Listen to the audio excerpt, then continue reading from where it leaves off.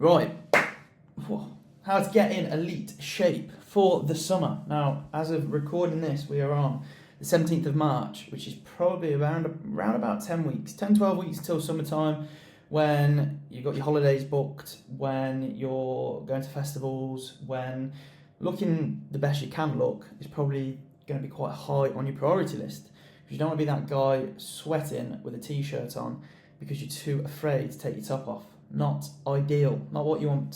So I'm going to run through a little breakdown as to how to go about getting your shape for the summertime, and it's a lot easier than you may think.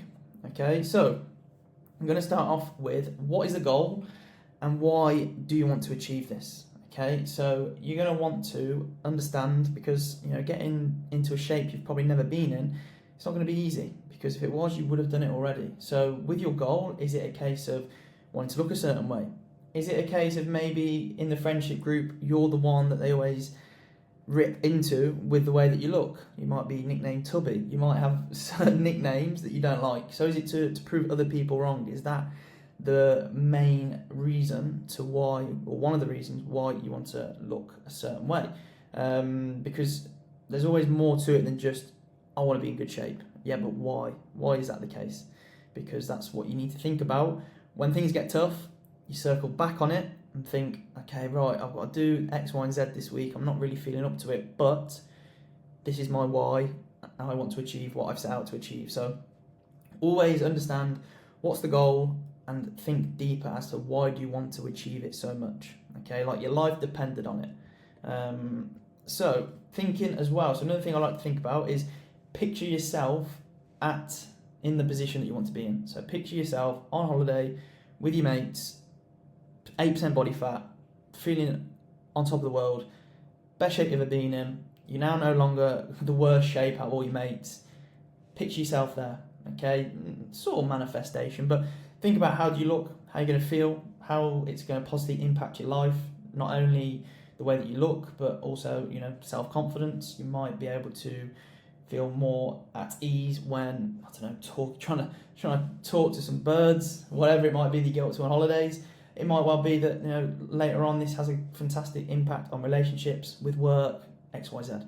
Okay, that's how I would be thinking. So think about the future you, because that's going to make you think, yeah, I want that. So again, very similar to thinking about the goal and why it's important. Also, sort of picture your future self on that holiday, at that festival, walking around the park, feeling top of the world. Because again, when things get tough, these are sort of pillars you may want to pull on. Notice I've just moved my camera around the whole screen. So training, tip number one, obviously you're gonna have to go to the gym. You're gonna have to train. If you're wanting to get in good shape, look a certain way, look like an athlete, perform like one as well, you're gonna have to go to the gym. Hate to break it to you. And if you've got issues with going to the gym, probably not watch this video. Okay, don't waste your time. So with the gym, you're going to want to think about getting strong, going into the gym with intent, making sure your sessions making them count, and not just going into the gym for the sake of it. Okay, so straight off the bat, do you need to go to the gym 5, 6, 7 times per week? No, I do not believe that at all. I would much focus on quality over quantity, as for me and for many clients that I've worked with, that has proven to be far more beneficial from a training performance perspective, recovery perspective, and also an adherence perspective. If you're training in the gym 7 days a week, I question how hard are you actually training, and I also question how long can you actually sustain this for. Okay, especially as we do edge towards the summer, when there might be more holidays, more social events, etc. So 3 to 4 sessions in the gym is more than enough. I would go for something along the lines of like a upper body, lower body, upper body, lower body split. So maybe a rest in the middle of that. Also, doing something like that allows you to have your weekends free if you wish, or something along the lines of a push, pull, legs, upper body split. Or you could do upper, lower, upper. You could do 3 full body sessions. You could even do 4 full body sessions. Full body push, full body pull, full body push, full body pull. So how you do that is completely up to you, but in terms of, there's no the best split like in the world. It's all going to be about how you train and your adherence to the program. So In terms of breaking it down into a little bit more detail, I would be doing anywhere from 2 to 3 working sets per muscle group. Okay, you don't need to be doing 4, 5, 6 sets per exercise. You're wasting a lot of time, effort, and energy. I'll be going from anywhere from 8 to 15 reps in terms of rep ranges. So typically speaking, my first working set, especially on my compound lifts, will be more on the lower. So it might be more towards the 8 rep range. And then maybe my sets 2 and 3 might be more 10 to 12. And then on my isolation movements, like side lateral raises, leg extensions, bicep curls, triceps, etc., I might be going higher towards the 15 rep range, okay? So anywhere from 8 to 15 reps, but making sure that, okay, you're doing 15 reps, which means you need to use a lighter weight, but it's a hard 15 reps. You don't just count to 15 and stop. Okay, well done, you can count. It's a case of aiming for 15, but if you get to 13, 14, can't do any more, perfect. Okay, you want to keep intensity in those sessions nice and high. Picking movements that you can connect with and you're able to progress. Okay, no point doing an exercise that maybe you can't feel as well as another alternative. Okay, so I wouldn't be thinking, what's perfect exercise? Everyone's going to be different. Choose movements you enjoy and ones that obviously you can actually get a good mind-muscle connection with. Now, stick to the basics with this. Okay, you don't need to be doing an incline plate press. Why? Inner chest, what's that all about? Or a behind the neck lat pull down. The best one is when you see people do a normal lat pull down for 1 rep, and then they'll go behind the head for another, and they'll alternate. Don't bother doing it. Okay, stick to the basics. Stick to your bread and butter movements, whether that be using dumbbells, barbells, or machines, whether that be forms of deadlifts, squats, leg presses, chest presses, rows, pull-ups. Keep it simple, progress, keep it to movements that you enjoy as well, and can adhere to, and there you go. That's how you're going to set up your training sessions. You don't need to overcomplicate it, as simple will work. Nutrition-wise, again, very, very much overcomplicated for a lot of people. There's a lot of information out there, what diet to follow, carnivore, keto, high carb, mid carb, low carb, but this is how I would go about it. General rules would be 1.5 to 2 grams of protein per kilogram of body weight. So if you're 80 kilograms, around about 150 to 160 grams of protein, and that can be done through chicken, fish, beef, eggs, Greek yogurt, whey protein, for example. Okay, I would be prioritizing carbohydrates pre and post workout, so ensuring that we're well fueled going into the sessions. Okay, carbohydrates, our body uses as energy, so we want as much energy as possible going into the gym, and then we want some after the gym as well to help aid with recovery. 2 to 3 litres of water per day to help with hydration, which is a fairly basic set standard, to be fair. 150 to 250 calorie deficit as well. If for the goal of fat loss, you don't really need to go like 400 or 500 calorie deficit straight away. Don't get me wrong, you will need to adjust your deficit as the weeks progress and as your body gets used to the calories you're consuming, and that's why when maybe you notice a plateau in body weight, you may look to reduce calories by 100, 150. Okay, and another real good tip with this is maybe you could look at having a training day calorie breakdown and a non-training day calorie breakdown. So on those non-training days, when you don't need as much food because you're not training, you could use that as a little bit of a larger deficit day, so therefore allow you to eat a little bit more on the days where you do train. That's something I'd highly recommend, and again, have used myself and with clients. Plenty of micronutrients in each meal, get some greens inside.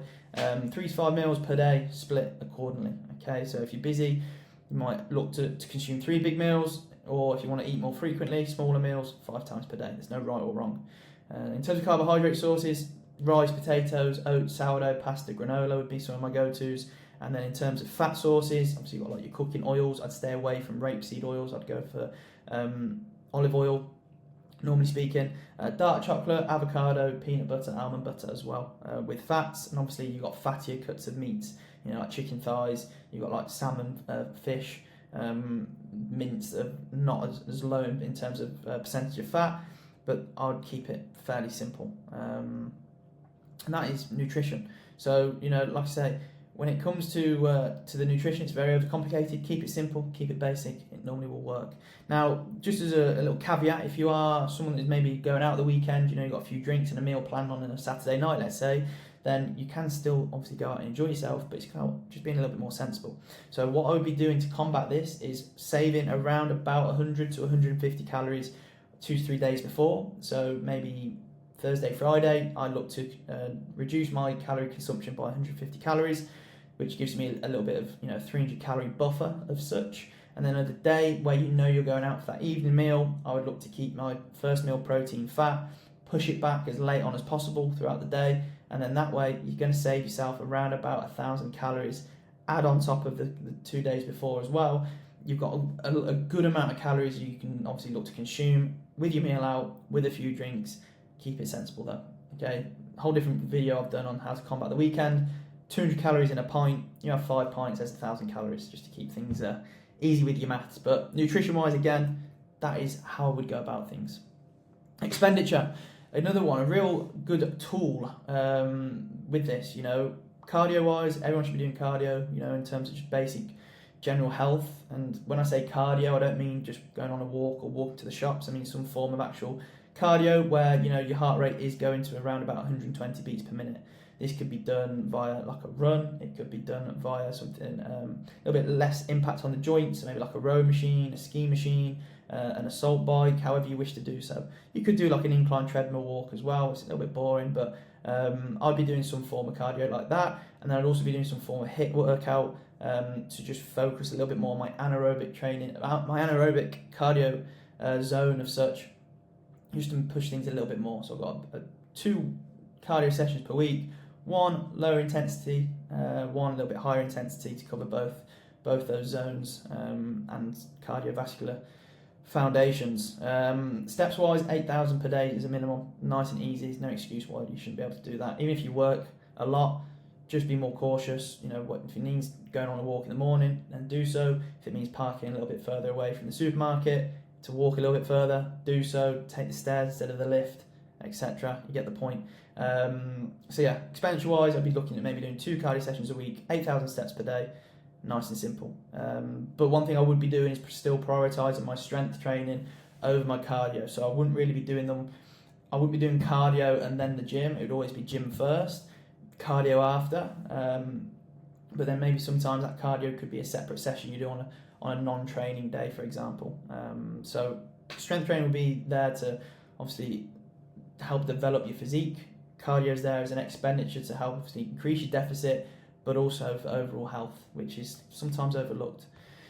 Now, another thing you need to consider is obviously there's going to be a little bit of sacrifice, because chances are you've not achieved the physique that you want, so you're going to have to change something in terms of your habits and what you normally get up to. So it's really quite simple.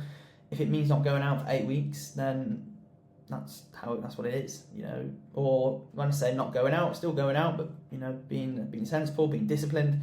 If that's how it has to be, that's how it has to be, So as I say here, if it means pulling back on nights out, alcohol consumption, prepping meals rather than potentially watching telly or scrolling on your phone, going to the gym instead of going to the pub, then that's what it's going to take. But like I've said before, when you then picture your future self in the position you want to be in, on your holiday, at the festival, whatever it is, it will all be very much worth it, okay?